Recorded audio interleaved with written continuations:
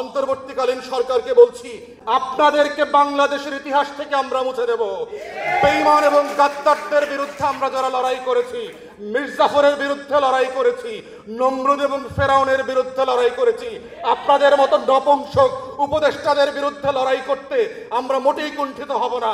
তাই সাধু সাবধান। শাসক গোষ্ঠীকে আমরা দেখতে পাচ্ছি, উপদেষ্টারা সহ অধিকাংশ উপদেষ্টা যারা জীবনে কোনোদিন এক ফোঁটা রক্ত ঝরান নাই বাংলাদেশের জন্য, এই বাংলাদেশের জন্য 2 ফোঁটা ঘাম ঝরান নাই, যেই বাংলাদেশের দুঃখ কষ্টে গত 16 বছর ফ্যাসিবাদের বিরুদ্ধে একটা প্রতিবাদের লড়াই করেন নাই, একটা মিছিল করেন নাই, হাসিনার বিরুদ্ধে একটা স্লোগান দেন নাই, লাখো শহীদের রক্তে কেনা দেশটা কারো বাপেন না, সেই কথাটা মুখের উপরে হাসিনার উপরে বলেন নাই। আপনাদেরকে আমরা দয়া করে উপদেষ্টা বানিয়েছি, এইটা ভুলে যাবেন না কিন্তু। অতএব সেই শহীদদের এবং আহত অন্ধপঙ্গু লোকদের ব্যাপারে যদি আপনারা ন্যূনতম অবহেলা করেন, মাথায় রাখবেন আমরা কিন্তু পালাই নাই। মনে রাখবেন আমরা কিন্তু স্লোগান দেওয়া বন্ধ করি নাই। মনে রাখবেন আমরা কিন্তু মিছিল করা ভুলে যাই নাই। মনে রাখবেন শহীদ হওয়ার তালিকা শেষ হয়ে যায় নাই। মনে রাখবেন লাশ বর্গ হয়ে যাওয়া আর মাকে চিঠি লেখে মিছিলে যাবে তেমন তরুণরা বাংলাদেশে হারিয়ে গেছে তেমনটা না। মুগ্ধ হয়ে, আসিফ হয়ে, নাহিয়ান হয়ে, আতিক এবং এমদাদ হয়ে বাংলাদেশের লক্ষ কোটি তরুণরা আবার মিছিলে আসবে, আবার স্লোগান দেবে, আবার রাষ্ট্র সংস্কারের দাবি তুলবে, আবার স্লোগানে স্লোগানে তারা বলবে বাংলাদেশকে বদলে দিতে হবে। আবু সাইদ মুগ্ধ, শেষ হয় নাই যুদ্ধ। এই লড়াইয়ের প্রতিবাদ হচ্ছে বাংলাদেশের চলমান আন্দোলন। বাংলাদেশটাকে নতুন বাংলাদেশ করা, বাংলাদেশ 2 উপহার দেওয়া, যেই বাংলাদেশের জন্য আমরা কাজ করেছি। অতএব সকল উপদেষ্টাকে বলছি, আগামী ক্যাবিনেট মিটিংয়ে যদি আপনারা এই গণতদন্ত কমিশন না করেন, আমার এই শত সহস্র শহীদের, লাখো আহত ব্যক্তি এবং লড়াইয়ের যোদ্ধাদের গল্প না শোনেন, আমরা লড়াই করতে রাস্তায় নেমে আসতে বাধ্য হব। বাধ্য করবেন না আমাদেরকে। আমাদের জাতীয় শত্রু মিত্র আমরা চিনে ফেলেছি। এই লড়াই কার বিরুদ্ধে? সেই জাতীয় শত্রুর বিরুদ্ধে থেকে লড়াইকে আমাদেরকে মুখ ফিরায় নিতে বাধ্য করবেন না। তাই আমরা বারবার বলেছি, প্রধান উপদেষ্টাকে বলেছি, অন্যান্য উপদেষ্টাকে বলেছি, গণতদন্ত কমিশন করেন। বিটিভি লাইভ সম্প্রচার করতে হবে। 24 ঘন্টা প্রয়োজনে বাংলাদেশের লক্ষ লক্ষ মানুষ এসে এখানে তার জীবনের গল্পটা বলবে। জুনের গল্প, জুলাইয়ের গল্প, আগস্টের গল্প, তার গল্প হচ্ছে বাংলাদেশের ইতিহাস। এই গল্পর ব্যাপারে অনেক ষড়যন্ত্র চলছে। আমরা জানলাম শিক্ষা মন্ত্রণালয় থেকে বলেছে ইতিহাসের বইতে নাকি জুলাই আগস্ট গণ অভ্যুত্থানের কোনো গল্প, ঘটনা, ইতিহাস থাকবে না। এইটা হচ্ছে বাটপাড়ের শিক্ষা উপদেষ্টা।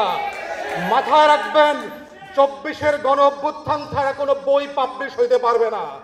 আমরা ছাত্র জনতাকে বলছি, যারা 24-কে মুছে দিতে চান, 24-এর গল্প বদলায় দিতে চান, 24-এর গল্প থেকে বাংলাদেশের স্মৃতি থেকে ভুলায় দিতে চান, আপনাদেরকে বাংলাদেশের ইতিহাস থেকে আমরা মুছে দেব।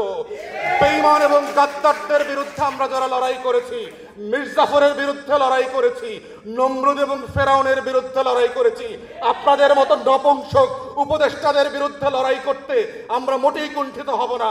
তাই সাধু সাবধান।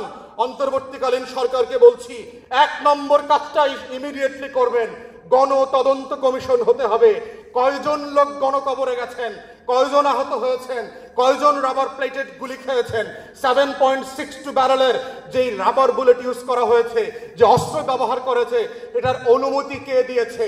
গত 16 বছরের প্রত্যেকটা ডিজিএফআই, এনএসআই এর ডিজিকে ডেকে এনে গণতদন্ত কমিশনে জিজ্ঞেস করবেন কোন কোন পুলিশ অফিসার কোন কোন জায়গায় দায়িত্ব পালন করেছে।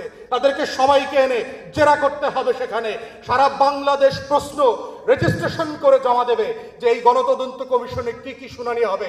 এর প্রেক্ষিতেই হচ্ছে এই বাংলাদেশের লড়াইটাকে জীবিত রাখতে হবে। 24-এর লড়াই আগামী 50-100 বছরের বাংলাদেশকে বদলে দেবার লড়াই। বাংলা বসন্তের লড়াই হচ্ছে আমার মাটি মানুষের লড়াই। এই বাংলা বসন্তের লড়াই হচ্ছে তিতুমির শরীয়তুল্লাহ, রজব আলীর লড়াই।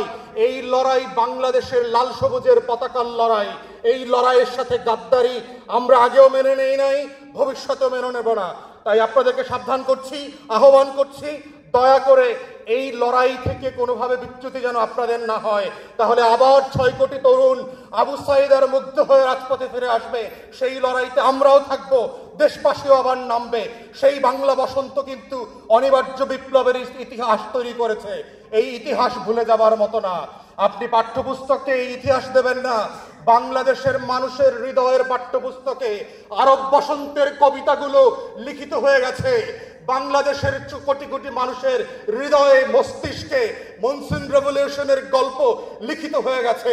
বাংলাদেশের কোটি কোটি ওয়ালে দেয়ালে দেয়ালে নতুন বাংলাদেশের গল্প লিখিত হয়ে গেছে। সেই গল্প শুধু পাঠ্যপুস্তক থেকে আপনারা হারায় দেবেন, এটা হইতে পারে না। তাই আজকে এই প্ল্যাটফর্ম থেকে আমরা দাবি তুলছি, 1 নম্বর কাজটা আশু অবিলম্বে করবেন। বাধা হলে বাধ্য হয়ে আপনাদের বিরুদ্ধে আমাদের কথা বলতে হবে এবং আশা করি বাধ্য করবেন না। সর্বশেষ বলছি, আহত লোকদের ব্যাপারে, নিহত লোকদের ব্যাপারে এখন পর্যন্ত আপনাদের দায়গুলো খুবই চাইল্ডিশ। বাচ্চাদেরকে দিয়ে স্বাস্থ্য মন্ত্রণালয় একটা উপকমিটি করেছেন, ওদের অথরিটি কি? আপনারা স্টেট লেভেলে কেন তদন্ত কমিটি করলেন না? বাচ্চারা, স্টুডেন্টরা কি ওসিডিসি কি অথরিটি দিয়ে প্রশ্ন করতে পারবে, ফোন দিতে পারবে যে আপনার জেলার আহত নিহতদের তালিকা দেন? কেন এখন রাজনৈতিক দলগুলোর অফিসে এসে আহত নিহতদের তালিকা সংগ্রহ করতে হচ্ছে? উপদেষ্টার সাথে আমাদের দেখা হয়েছে একাধিকবার। সর্বশেষ মিটিংয়ে আমরা ওনাকে অনেকগুলো দাবি দেওয়ার পাশাপাশি বলেছি যে বাংলাদেশের গত 16 বছরের ইতিহাসে বড় আকারে 4টা গণহত্যা হয়েছে। এই 4টা গণহত্যার একটার মাত্র কমিশন হয়েছে, বাকি 3টার কমিশন হয় নাই। আপনারা অনেক গুরুত্বপূর্ণ কাজ করছেন, কোনো সন্দেহ নাই, কিন্তু 17 নম্বর কাজটা করছেন, 13 নম্বর কাজটা করছেন, 9 নম্বর কাজটা করছেন, 4 নম্বর কাজটা করছেন, কিন্তু 1 নম্বর কাজটা করছেন না।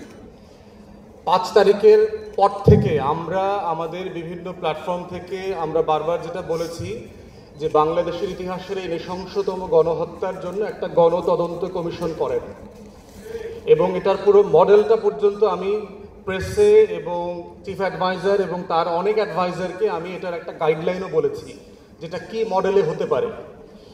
আমরা বলেছি যে এটা আমেরিকার সিনেট এবং কংগ্রেশনাল হিয়ারিংয়ের মডেলে একটা শুনানি হতে হবে। গণতদন্ত কমিশন গণশুনানি করবে।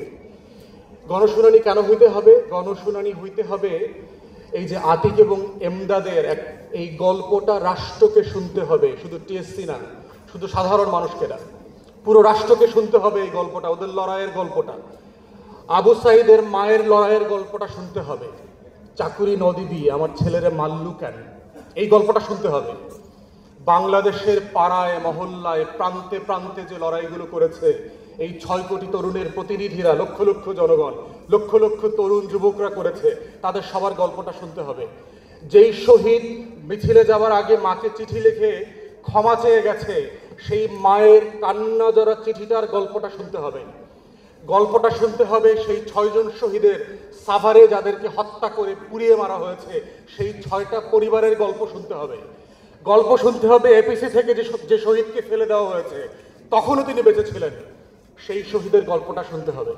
গল্পটা শুনতে হবে জুরাইনে এবং রায়েরবাজার বধ্যভূমিতে যে আমার শত শত শহীদকে নাম পরিচয় ছাড়া বেওয়ারিশ দাফন করা হয়েছে, সেই প্রত্যেকটা বেওয়ারিশ দাফন করা লাশের পরিবারের গল্প শুনতে হবে। এই গল্প শুনতে হবে এই কারণ এই গল্পকে বিক্রি করে যেন ব্যবসা না হয়। এই গল্পটা ইতিহাসের অংশ।